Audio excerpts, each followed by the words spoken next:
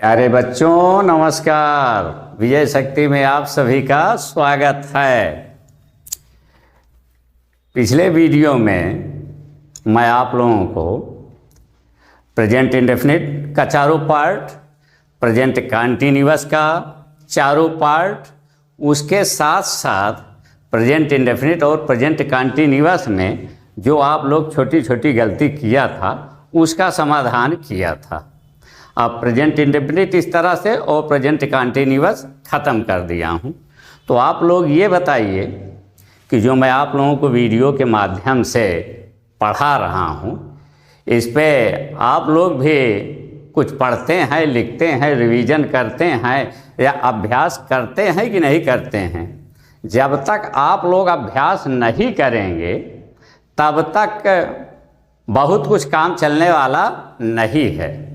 हम वीडियो इसीलिए भेज रहे हैं कि वीडियो देखिए, उसके बाद घर में किताब उठाइए, उस पर अपना उस टेंस का हिंदी वाक्य देखिए। हिंदी वाक्य देखने के बाद उसमें जहाँ कोई दिक्कत होती है वो कमेंट कीजिए।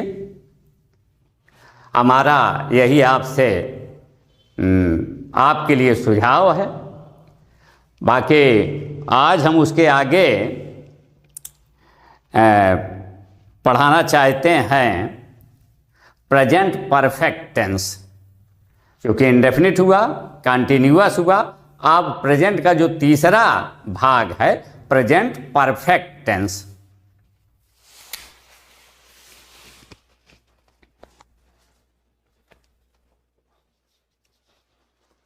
Present perfect tense, present perfect tense. Affirmative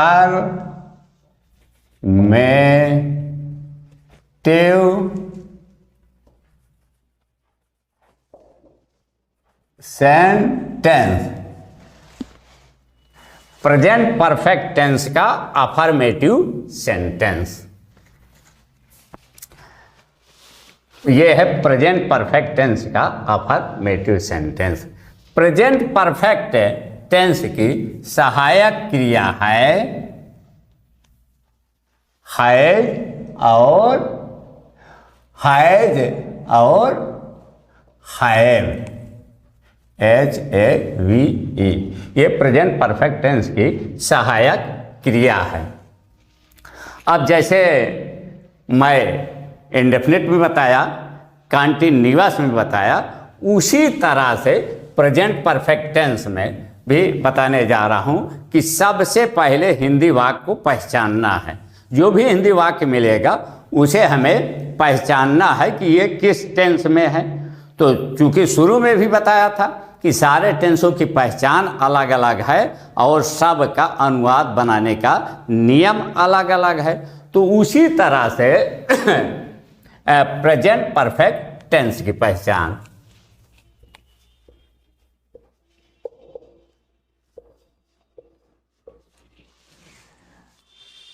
है जिस हिंदी वाक्य के अंत में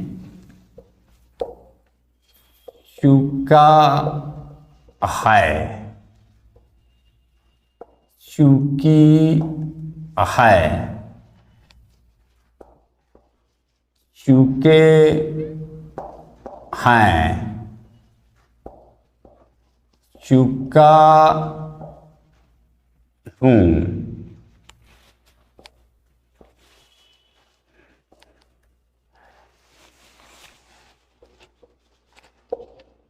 लिया है, गया है, या है, आ है,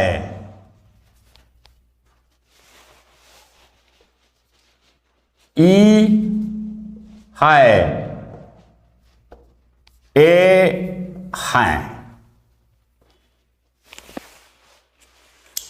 जिस हिंदी वाक्य के अंत में चुका है, चुकी है, चुके हैं, चुका हूँ, लिया है, गया है या है, आ है, ई है, ए है, आदि शब्द आता है वहाँ पर प्रेजेंट परफेक्ट टेंस होता है। अब देखिए, सब के अंत में हाय हूँ हो आ रहा है ना, तो ये हाय हूँ हो ये प्रेजेंट की पहचान है। प्रेजेंट जब मैं टेंस का भेद बता रहा था, present tense, past tense, future tense, तो वहीं पे मैं प्रेजेंट की पहचान हाय हूँ हो बताया था ना। और यहाँ पे चूंकि ये प्रेजेंट है तो इसलिए उसकी पहचान भी यहाँ पे रहेगी। अब उसी प्रेजेंट के साथ यहाँ पे परफेक्ट जुड़ा हुआ है, वहाँ पे परफेक्ट जुड़ा हुआ है, जिसकी पहचान चुका, चुकी, चुके, लिया गया, या, आ, ई, ए। लेकिन इसी चुका, चुकी, चुके, लिया गया के साथ ये प्रेजेंट की भी पहचान जुड़ी है। चूंकि यहाँ पे परफेक्ट अकेले नहीं है, यहाँ पे प्रेजेंट परफेक्ट है, तो इसलिए दोनों की पहचान हम जोड़ दिया। तो चुका है, चुकी है, चुके हैं, लिया है, गया है, या है, आ है, ई है, ए है। ये है प्रेजेंट परफेक्ट टेंस की पहचान। तो सबसे पहले हिंदी वाक्य को पहचानना है, ये मैं कई बार बता चुका हूं, हिंदी वाक्य को पहचानना है कि किस टेंस में है। तो वही मैं प्रेजेंट परफेक्ट टेंस की पहचान ये बताई कि चुका है, चुकी है, चुके हैं, लिया है, गया है, या है, आ है, ई है, ए है। सबसे पहले हमको हिंदी वाक्य को पहचानना है। अब यहाँ पे मैं एक उदाहरण लिख रहा हूं। मैं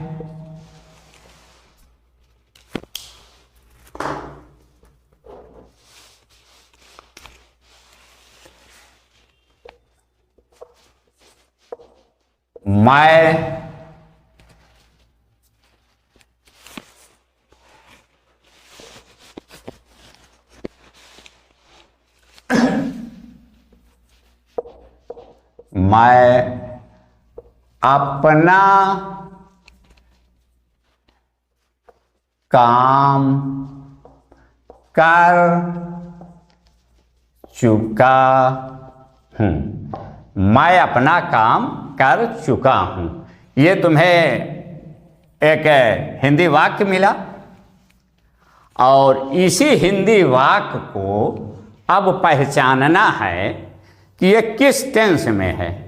शुरुआत से बता रहा हूं कि सबसे पहले हिंदी वाक्य को पहचानना चाहिए। तो ये हिंदी वाक्य मिला, मैं अपना काम कर चुका हूं। मैं अपना काम कर चुका हूं। तो हिंदी वाक्य को पहचानिए।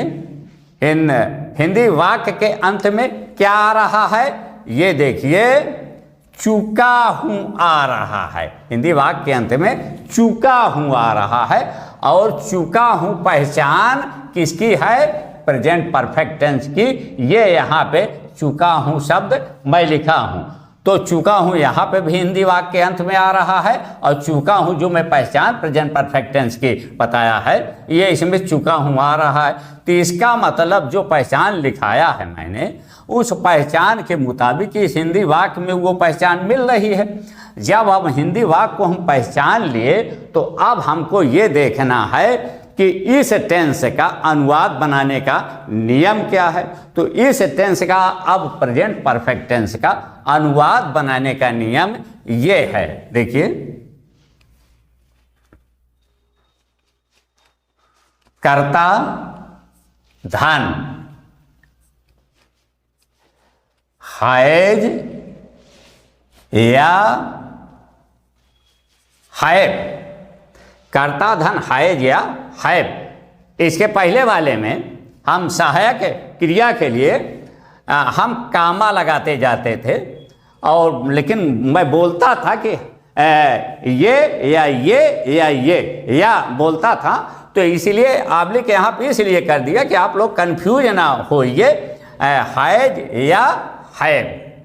ये उसके बाद क्रिया का तीसरा रूप धन, कर्म, धन, अन। ये है प्रेजेंट परफेक्ट टेंस का अनुवाद बनाने का नियम।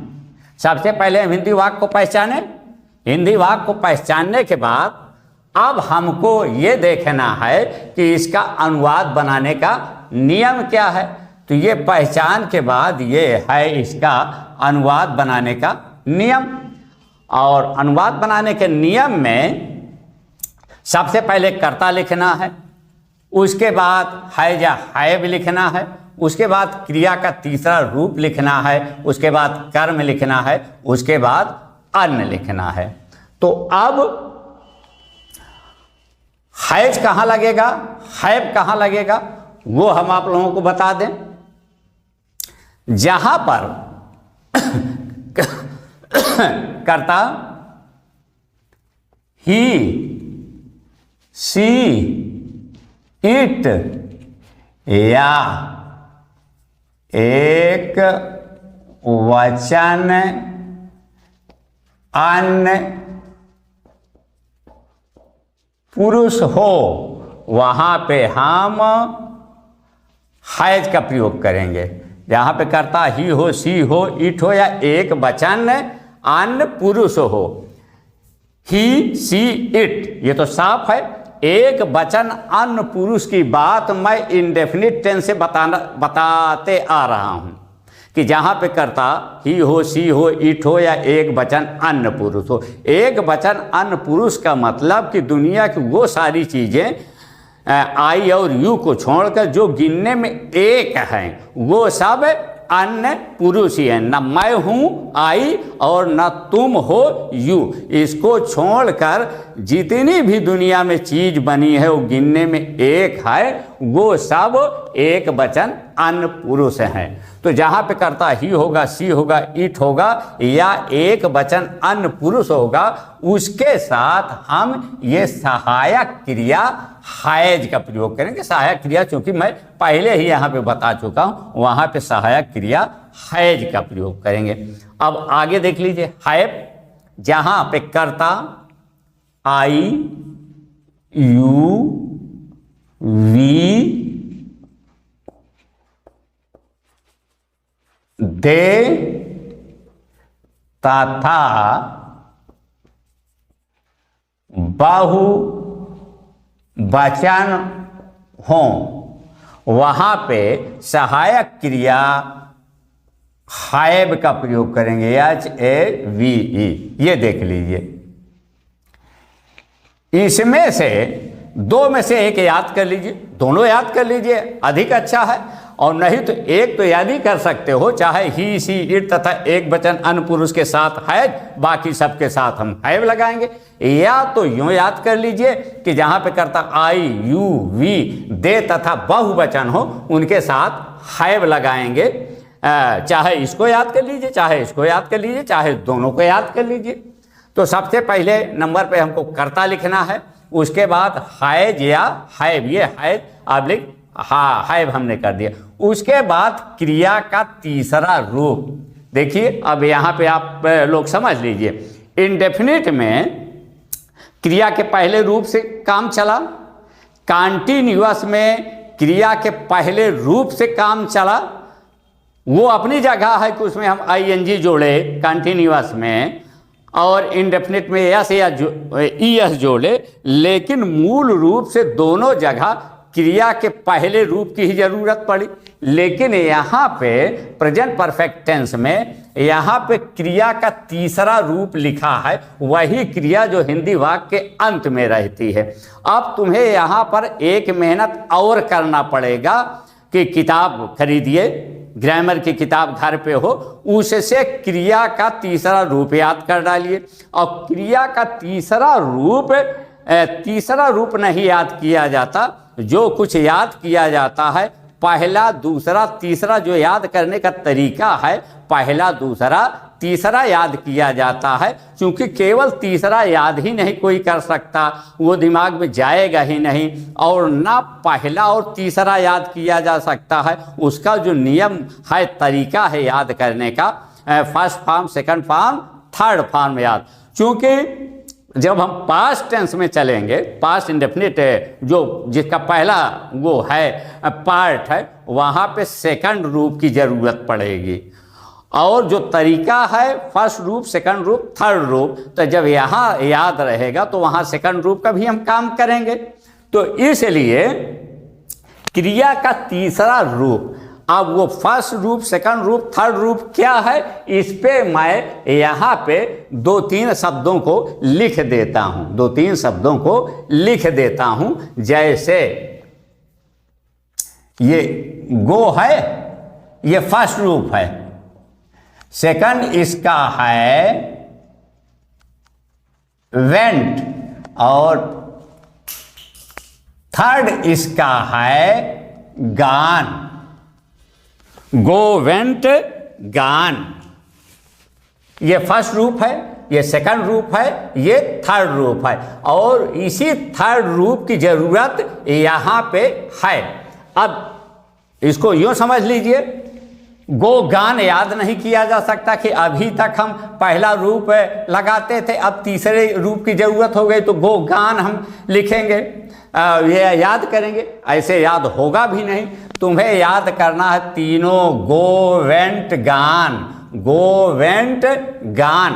और एक उदाहरण दे रहा हूँ, play, play, PLAYED, play, played, played, play, played, played. एक और लिख रहा हूं, write, wrote, written, write, wrote, written. ये इधर देखिए, ये पहला रूप, ये दूसरा रूप, ये तीसरा रूप।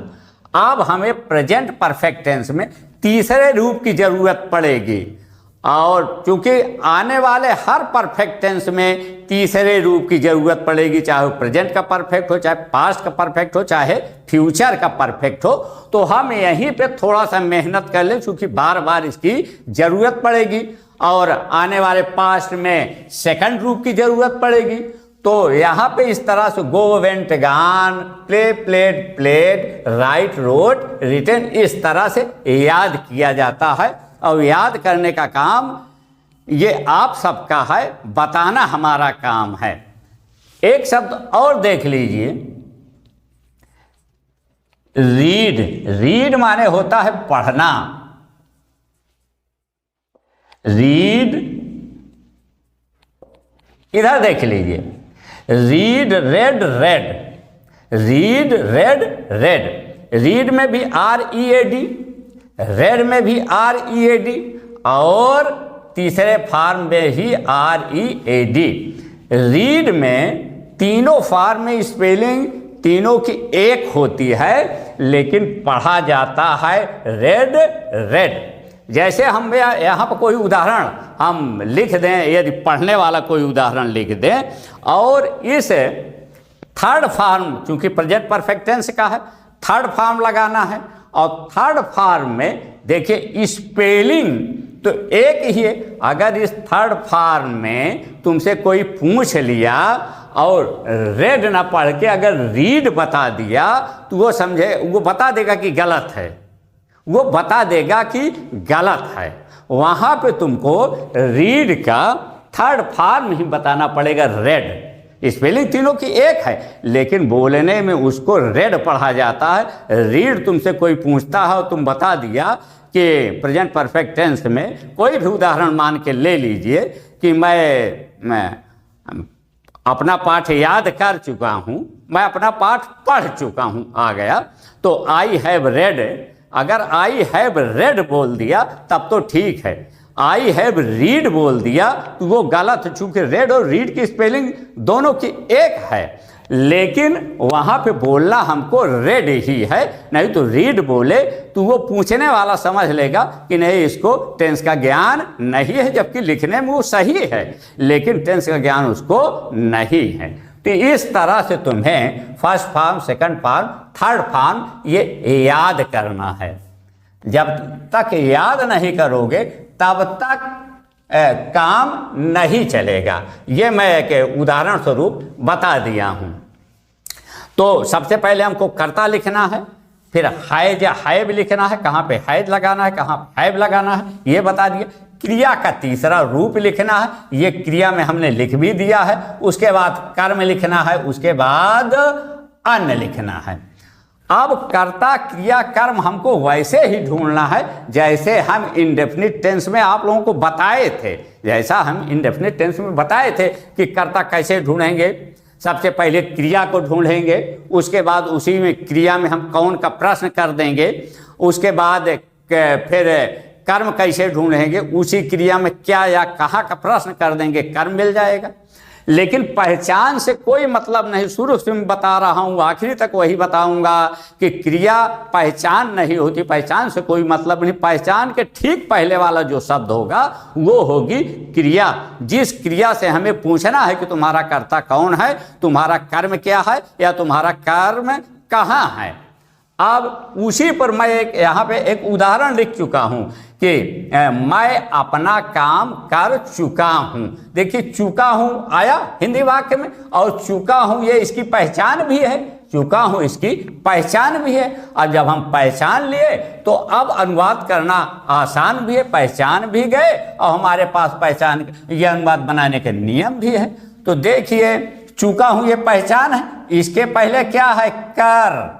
कर है ना, यही है क्रिया। कर का मतलब होता है करना, कर का मतलब होता है करना। तो अब उसे कर चुका में कौन का प्रश्न कर लीजिए। अगर नहीं वाक्य को देखने से नहीं करता क्रिया कर्म पता चल रहा है तो वही प्रक्रिया लागू कर लीजिए। कौन कर चुका है, यहाँ पे कुछ पता चल रहा है कि कौन कर चुका है। इस वाक्य में कौन कर चुका है, मैं मिल रहा है। मैं की अंग्रेजी होती है आई, मैं की अंग्रेजी होती है आई। अब यहाँ पे देखिए आई यू वी दे तथा बहुवचन कर्ताओं के साथ हम हैव का प्रयोग करेंगे और कर्ता के बाद हैज या हैव है भी। तो आई हैव कर्ता हो गया, हैज या हैव हो गया। धन क्रिया का तीसरा रूप, धन क्रिया का तीसरा रूप। यहाँ पे क्रिया क्या है, करना। करना की अंग्रेजी होती है क्या, डू। करना की अंग्रेजी डू होती। ये डू प्रेजेंट इंडेफिनिट टेंस की सहायक क्रिया भी है और डू माने करना भी होता है। ये देखिए हम यहाँ पे ये लिख देते हैं डू, इसका मतलब होता है करना, और इसका first form, second form, third form होता है do, did, done. Do, did, done. ये देखिए first form, second form, third form. क्योंकि हमको जरूरत है यहाँ पे क्रिया का तीसरा रूप लिखा है अनुवाद बनाने के नियम में, तो I have done, I have done. अब कर्ता हो गया, हैज या हैव हो गया, क्रिया का तीसरा रूप हो गया। अब हमें लिखना है क्या, कर्म लिखना है। कर्म कैसे मालूम करोगे, उसी क्रिया में क्या या कहाँ का प्रश्न करके। किस क्रिया में, उस क्रिया में जो हिंदी वाक्य के अंत में रहती है। तो वही कर चुका में, करना में, कर चुका में।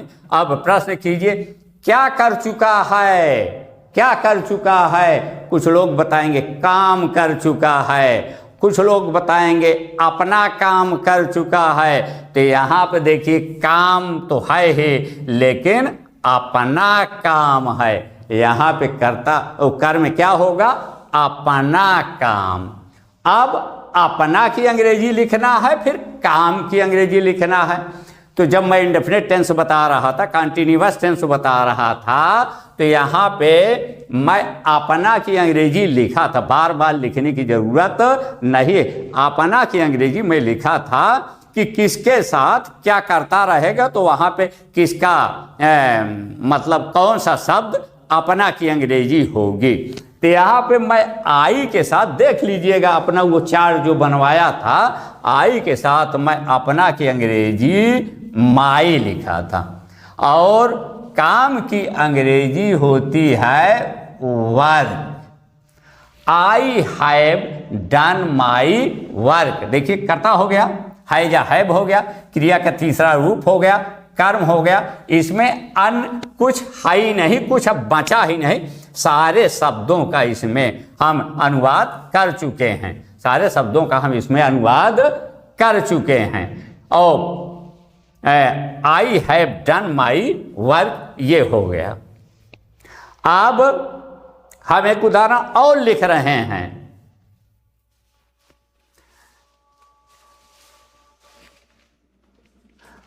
वह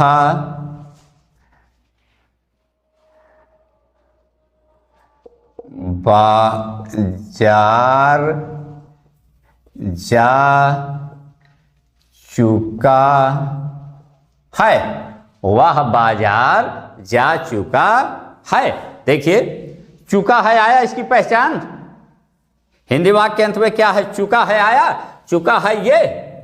अब पहचान हो गई। अब हमको ये देखना है कि इस टेंस का अनुवाद बनाने के नियम क्या है। ये अनुवाद बनाने के नियम हमने लिख दिया है कि सबसे पहले कर्ता लिखना है, उसके बाद है या हैव लिखना है, उसके बाद क्रिया का तीसरा रूप लिखना है, उसके बाद कर्म लिखना है, उसके बाद अन लिखना है। तो चुका है और यहाँ पे वही क्रिया क्या है? जा शब्द क्रिया है, जाना वाला जा शब्द क्रिया है। तो इसी जा चुका है में कौन का प्रश्न कर लीजिए। कौन जा चुका है? वह मिल रहा है, वह जा चुका है। वह की अंग्रेजी होती है ही।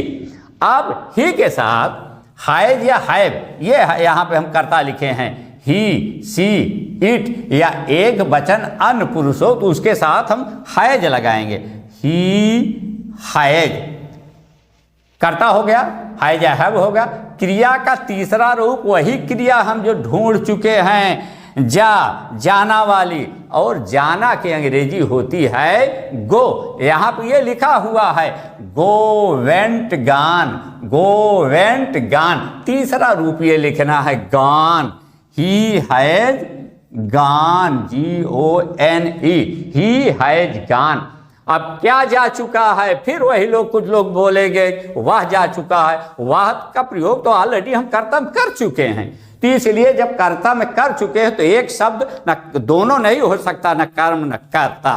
तो अब जब क्या से उत्तर नहीं मिल रहा तो कहाँ से हम प्रश्न कर लेते हैं, कहाँ जा चुका है? तो अब मिला है बाजार। अब मिला है बाजार।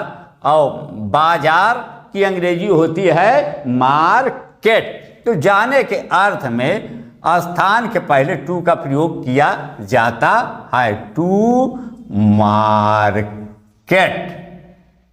अब यहाँ पे और कोई शब्द है ही नहीं है, अन है नहीं है। तो he has gone to market. एक चीज ध्यान रखना, जाने के अर्थ में हम बताए कि ना स्थान के पहले टू लगता है, लेकिन होम के पहले कई बार बता चुका हूं कि होम के पहले टू नहीं लगता। होम के पहले टू लगाना गलत है, कोई शब्द नहीं लगता है। तो ये देख लिया कि जहां पे करता ही है, सी है, इट है, या एक वचन अन्य पुरुष है, उसके साथ हम हैज लगाएंगे, बाकी सबके साथ हैव लगाएंगे। तो ये देखिए हम हैज वाला भी उदाहरण दिए, एक वचन वाला भी उदाहरण दिए, और ये बहुवचन वाला भी हम ये उदाहरण दिए, बहुवचन वाला भी हम उदाहरण दिए। अब यहीं पे यो समझ लीजिए आप लोग कि इसी के स्थान पे सीता होता, गीता होता, राम होता, मोहन होता, श्याम होता, तो तब भी यहाँ पे लगता। चूंकि हम इसको पहले भी बता चुके हैं कि कोई पुरुष का नाम हो, कोई महिला का नाम हो, सब ये एक वचन अन्य पुरुष होता। यहाँ पे मेरी माता होती, मेरे पिता होते हैं, क्योंकि माँ बाप एक ही होते हैं, दो नहीं होते, तब भी यहाँ पे हैज लगता, हैब न लगता। और हैब के लिए यहाँ पे मैं बता चुका हूँ आई, यू, वी, दे तथा बहुवचन कर्ताओं के साथ हम हैज लगाएंगे, हैव लगाएंगे, जिसका ये देखिए हम उदाहरण बता चुके हैं, जिसका ये हम उदाहरण बता चुके हैं। अब आप लोग देख लीजिए, सबसे पहले क्या करना चाहिए, हिंदी वाक्य को पहचानना चाहिए। कोई भी हिंदी वाक्य हो, ये पहचानिए कि ये किस टेंस में है, ये किस टेंस में है।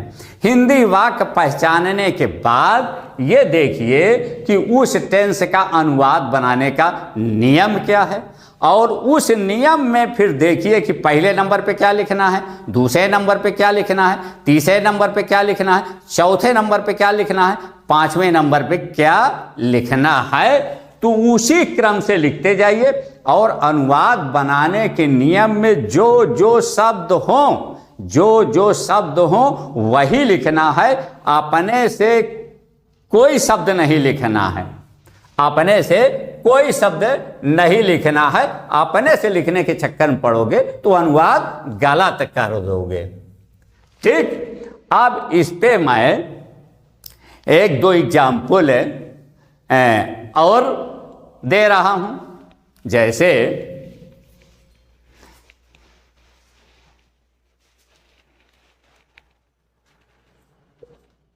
लड़के cricket match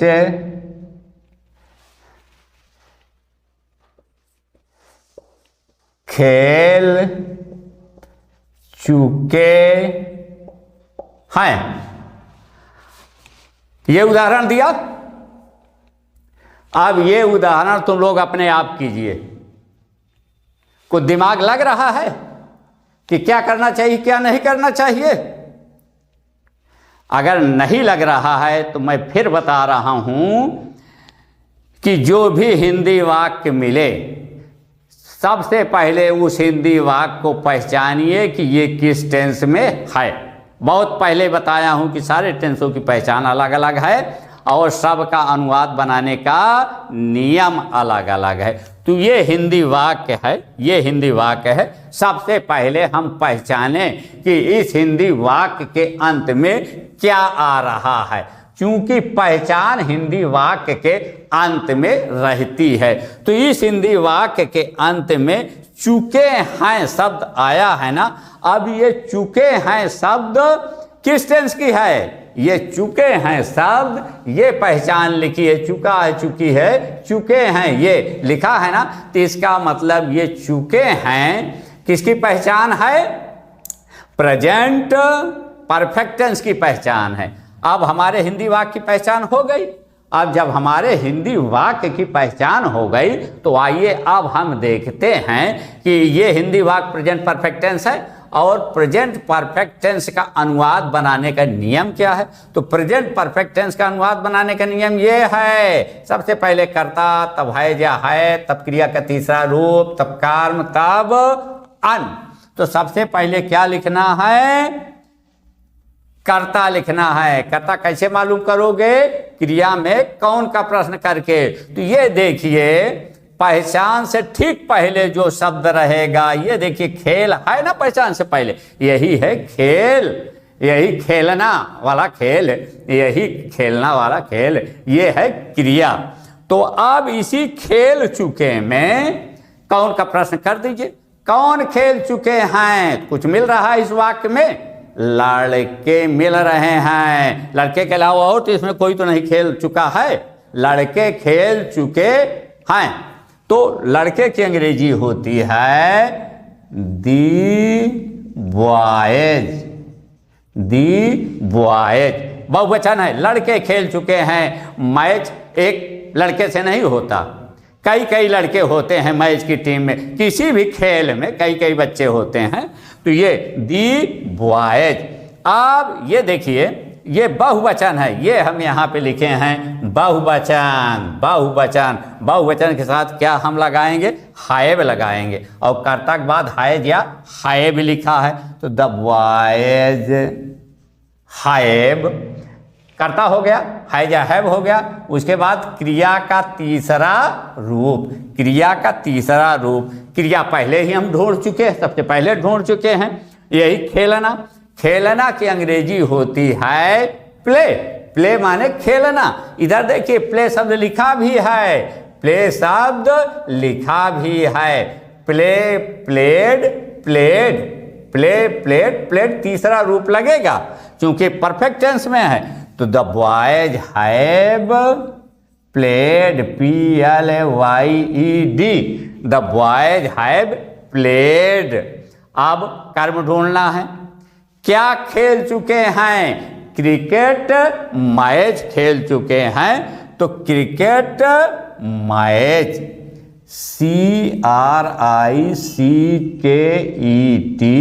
cricket match, MATCH। The boys have played cricket match. ठीक,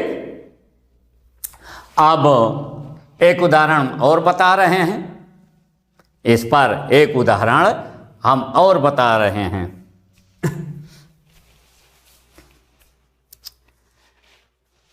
जैसे देखिए,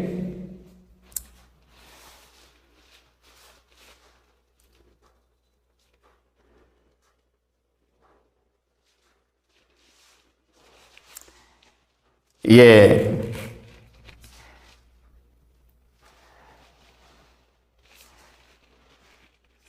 सीता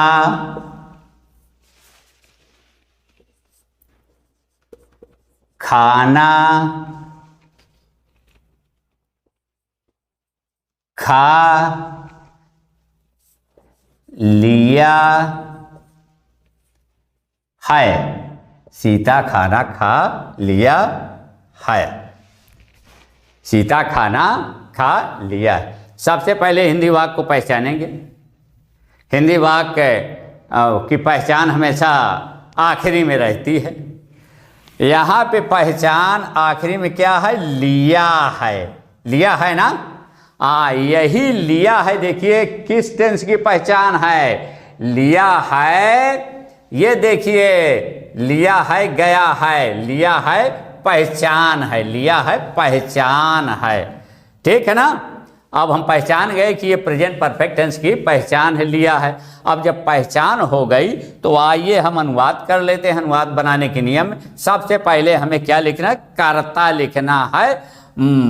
कर्ता यहाँ पे सीता है, सीता है। अब क्योंकि इतने सारे एग्जाम्पल देख चुके हो इंडेफिनिट कंटिन्यूअस परफेक्ट में कि अब बहुत कुछ तो कर्ता क्रिया कर्म ढूंढने की जरूरत ही नहीं पड़नी चाहिए। तुरंत वाक्य देखे और स्पष्ट हो जाना चाहिए कि कर्ता है क्या।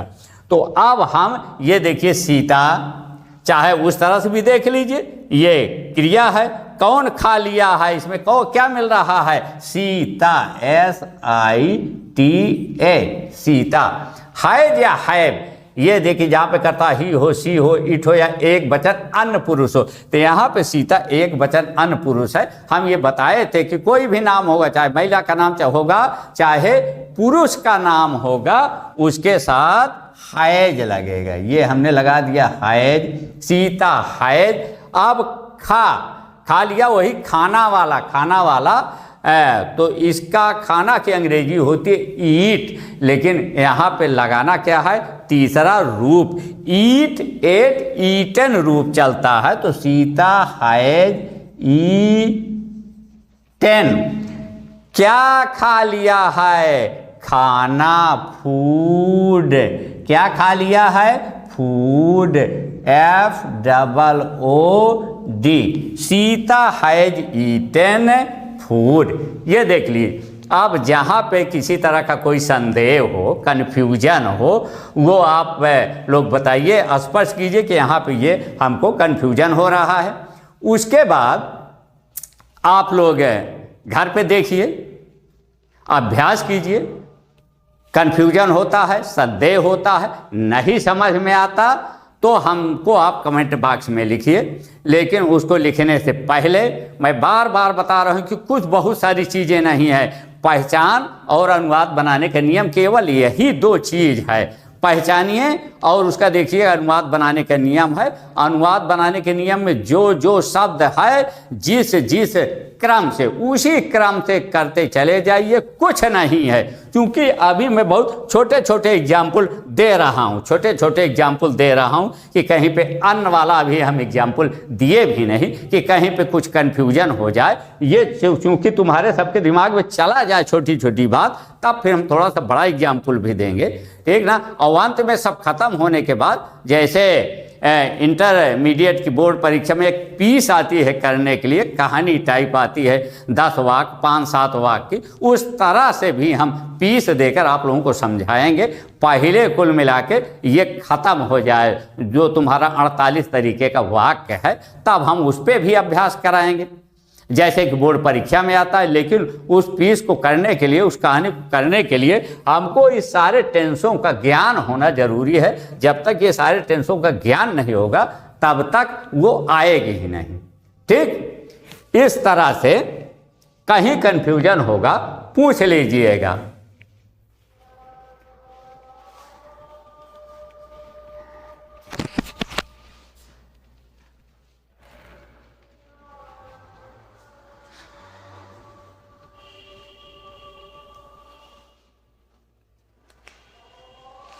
बाकी आप लोग घर में अभ्यास कीजिएगा, आएगा तभी जब हमें अभ्यास करना है।